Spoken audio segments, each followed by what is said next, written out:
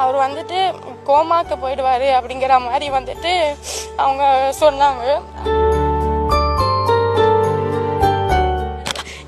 External அஃபேர்ஸ்லேருந்து Jaishankar sir, Modi sir, CM sir, Stalin sir, please எங்களுக்கு வந்துட்டு உதவி பண்ணுங்க.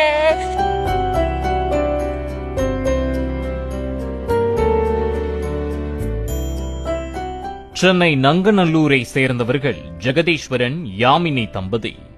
உக்ரைனில் முதுநிலை மருத்துவம் படித்துக் கொண்டிருந்த ஜெகதீஸ்வரன் கடந்த 2022ஆம் ஆண்டு ரஷ்யா உக்ரைன் போர் உச்சத்தில் இருந்த சமயம் இந்தியா திரும்பி யாமினியை திருமணம் செய்துள்ளார்.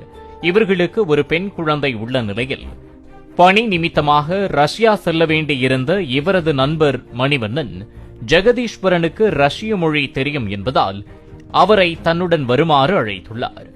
நண்பருக்காக கடந்த செப்டம்பர் மாதம் ரஷ்யா சென்ற ஜெகதீஸ்வரனுக்கு விமான நிலையத்திலேயே பிரச்சனை காத்திருந்தது.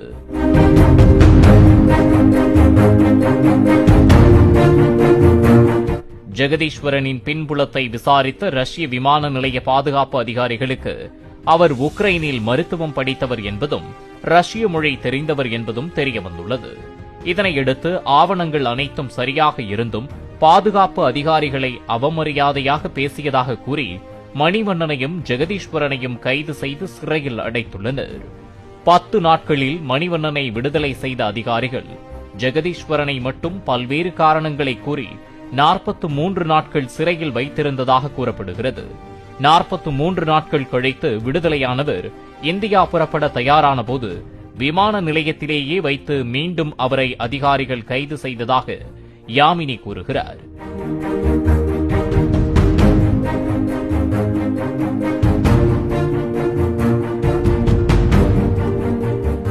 உக்ரைனில் மருத்துவம் படித்துவிட்டு ரஷ்யாவிற்கு வந்திருக்கிறாயா என கேட்டு அதிகாரிகள் தனது கணவரை தாக்கியதாகவும், உணவு தண்ணீர் சரியாக கொடுக்காமல் அடித்து உதைத்ததில் ஜெகதீஸ்வரன் கோமா நிலை வரை சென்றதாகவும் யாமினி கண்ணீருடன் கூறினார். யுக்ரைன்ல படிச்சுட்டு வந்ததுனாலையும் அவருக்கு மொழி தெரியறதுனாலே தான் அவர் அங்கே லாக் பண்ணி வச்சிருக்காங்க. மெயினாக 10 days வந்து சென்டென்ஸ் கொடுத்துருந்தாங்க அவருக்கு. 10 நாள் வந்துட்டு 10 நாளுக்கு அப்புறமா வந்துட்டு அவர் ஃப்ரெண்டு வந்துட்டு வெளியே வந்துட்டாரு. இங்கேருந்து வந்து ரஷ்யாவில் லாயர் ஹையர் பண்ணிருந்தேன். அது மூலியமா வந்து தெரிஞ்சுக்கிட்டு வேற ஒரு கேஸ் மூலியமா கிரிமினல் கோர்ட்டை அவர் மேலே போடணும் அவங்க அப்படின்னு நினைக்கிறாங்க. நீ அவருக்கு சாப்பாடு கொடுக்க கூடாது அந்த மாதிரி எல்லாம் வந்துட்டு மிரட்டி இருக்காங்க. ஒரு நாள் வந்துட்டு அவர் மயக்க போட்டு கீழே விழுந்திருக்காரு. என்ன அப்படின்ட்டு பார்க்கும்போது வந்துட்டு அவரோட சுகர் லெவல் வந்துட்டு 1 கிட்ட போயிருக்கு. அவர் வந்துட்டு கோமாக்கு போயிடுவாரு அப்படிங்கிற மாதிரி வந்துட்டு அவங்க சொன்னாங்க. அவர நிலைமை வரைக்கும் போயும் அங்க வந்துட்டு ட்ரிப்ஸ் போட்டு நைட்டு ஃபுல்லா அவர் கண்ணை மூடிட்டா வந்துட்டு அவர் வந்து கோமாக்கு போயிடுவாரு அப்படிங்கிற மாதிரி சொல்லி அந்த ஜெயிலுக்குள்ளேயே அடைச்சிருக்காங்க. வெளியே கூட யாருமே விடல.